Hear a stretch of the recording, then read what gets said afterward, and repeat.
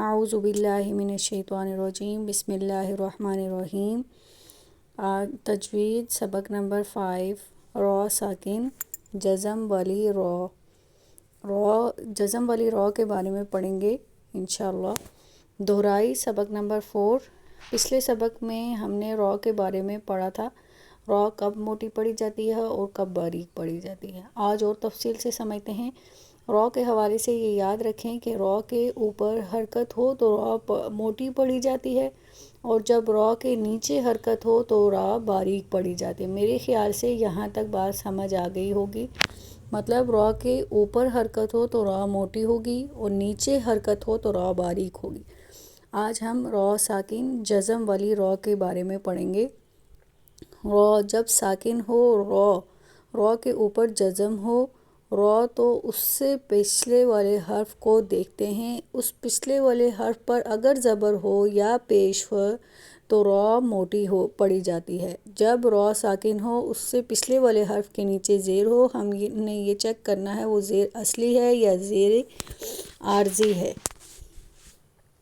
تین باتیں چیک کرنی ہیں آپ کو، تین باتیں چیک کرنی ہیں۔ نمبر 1، پہلے یہ کہ زیر اصلی ہے یا عارضی۔ اب ہم کیسے پتہ چلے گا کہ وہ زیر اصلی ہے یا عارضی؟ تو یہ بات آپ کے ذہن میں ہونی چاہیے کہ بعض دفعہ حرف کو ملانے کے لیے زیر زبر پیش کا استعمال کیا جاتا ہے۔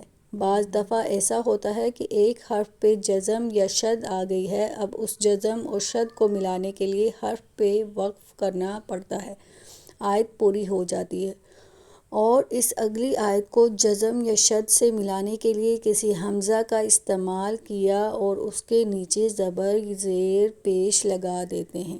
تو ایسی سچویشن میں جب حمزہ پہ زیر زبر پیش استعمال کیا جاتا ہے تو وہ عارضی ہوتا ہے، وہ مستقل نہیں ہوتا، یعنی اس حمزہ کو جس کو آپ حرف پہ ملا رہے ہیں، تو ایسی زبر زیر اور پیش کو وصلی زبر، وصلی زیر اور وصلی پیش کہتے ہیں، مطلب ملانے کے لیے جو عارضی ہوتی ہے۔ اب ہمیں کیسے پتہ چلے گا عارضی ہے یا اصلی؟ تو جب اسے پچھلے حرف سے ملاتے نہیں تو پتہ چل جاتا ہے۔ مثال نمبر 1، سورہ فجر، ارجعی الی ربک راضیۃ مرضیہ۔ سورہ فجر میں آیت 28 میں لفظ ارجعی، جب یہ لفظ آپ کے سامنے آتا ہے تو آپ دیکھتے ہیں را ساکن ہے، اس سے پہلے ہم الف پہ زیر لگا کر پڑھ رہے ہیں۔ اب یہ زیر اصلی نہیں ہے، یہ عارضی ہے۔ کیوں؟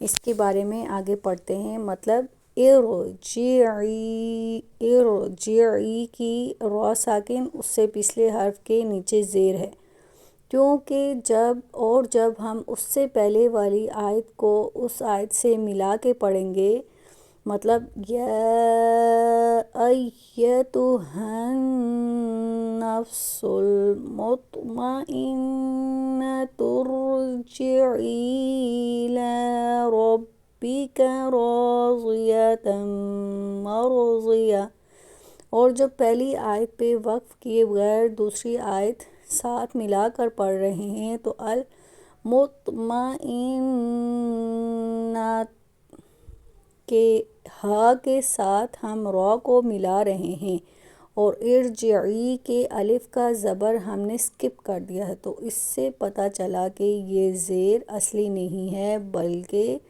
وصلی ہے۔ مطلب وصلی کا کیا مطلب ہے کہ آیت کے پچھلے والے ورڈ کو اگلے ورڈ کے ساتھ ملا کے پڑھیں گے، وہ وصلی ہوگی۔ تو ہم بات کر رہے ہیں کہ جب را ساکن ہو تو ہمیں تین چیزیں دیکھنی۔ ایک یہ کہ جب را ساکن ہو تو یہ دیکھیں کہ اس سے پہلے والا حرف زیر اصلی ہے یا عارضی ہے۔ نمبر 2، دوسری چیز یہ دیکھنی ہے وہ زیر اسی لفظ میں آ رہا ہے را سے پہلے یا کسی اور لفظ میں وہ زیر ہے پھر بعد میں را ہے، مطلب وہ را جو ساکن علیحدہ لفظ میں ہو اور اس سے پہلے والا زیر علیحدہ لفظ میں ہو، دونوں مل رہے ہوں پر لفظ الگ الگ ہوں، تب بھی اس زیر کی وجہ سے را موٹی پڑھی جائے گی، باریک نہیں۔ مطلب کیا ہے کہ را جو ساکن علیحدہ لفظ میں ہو اس سے پہلے والے زیر علیحدہ لفظ میں ہو، دونوں مل رہے ہوں پر لفظ الگ الگ ہیں، تب بھی اس زیر کی وجہ سے را موٹی پڑھی جائے گی، باریک نہیں پڑھی جائے گی۔ دو علیحدہ الفاظ کی مثال سورہ نور آیت نمبر 25۔ اس کی مثال ہمیں سورہ نور میں مل رہی ہے آیت 55 میں، جب ہم پڑھتے ہیں الَّذِي ارْتَضَىٰ لَهُمْ وَلَيُبَدِّلَنَّهُم مِّن بَعْدِ خَوْفِهِمْ أَمْنًا۔ اب الَّذِي کے ذا کے نیچے زیر ہے اور یہ ڈائریکٹلی مل رہا ہے را ارتضیٰ کے را کے ساتھ، پھر یہ بھی را ساکن باریک نہیں ہے۔ وجہ کیا ہے؟ وجہ یہ ہے کہ را ساکن سے پہلے زیر تو ہے پر وہ دوسرے لفظ میں ہے، اگر ایک ہی لفظ میں ہوتا تو را باریک پڑھی جائے گی، پر یہاں علیحدہ لفظ میں ہے تو را موٹی پڑھی جائے گی۔ ایک ہی لفظ کی مثال جب باریک پڑھیں گے تو ہم پڑھتے ہیں فرعون۔ اب فا اسی لفظ میں ہے تو یہ را بھی اسی لفظ میں ہے، اب را ساکن ہے اس سے پہلے اسی لفظ میں آ رہا ہے تو باریک پڑھیں گے۔ نمبر 3، تیسری چیز یہ چیک کرنی ہے کہ را ساکن کے بعد موٹے حرف میں سے کوئی حرف نہ ہو تو را باریک پڑھیں گے۔ موٹے حروف ہم نے پڑھے تھے خا، طا، ظا، صاد، ضاد، غین، قاف۔ یہ ہم نے ذہن نشین کرنا ہے کہ موٹے حروف اگر جہاں پر آئیں گے وہاں را موٹی پڑھیں گے۔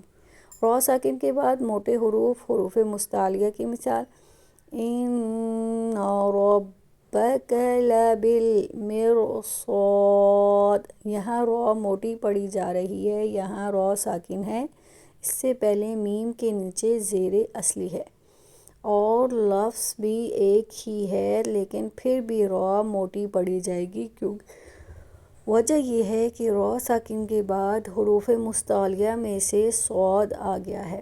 فرقن، یہاں را موٹی پڑھی جا رہی ہے، یہاں را ساکن ہے، اس سے پہلے فا کے نیچے پیش اصلی ہے اور لفظ بھی پیش اصلی ہے اور لفظ بھی ایک ہی ہے لیکن پھر بھی را موٹی پڑھی جا رہی ہے، کیونکہ وجہ یہ ہے کہ را ساکن کے بعد حروف مستعلیہ میں سے قاف آ گیا ہے۔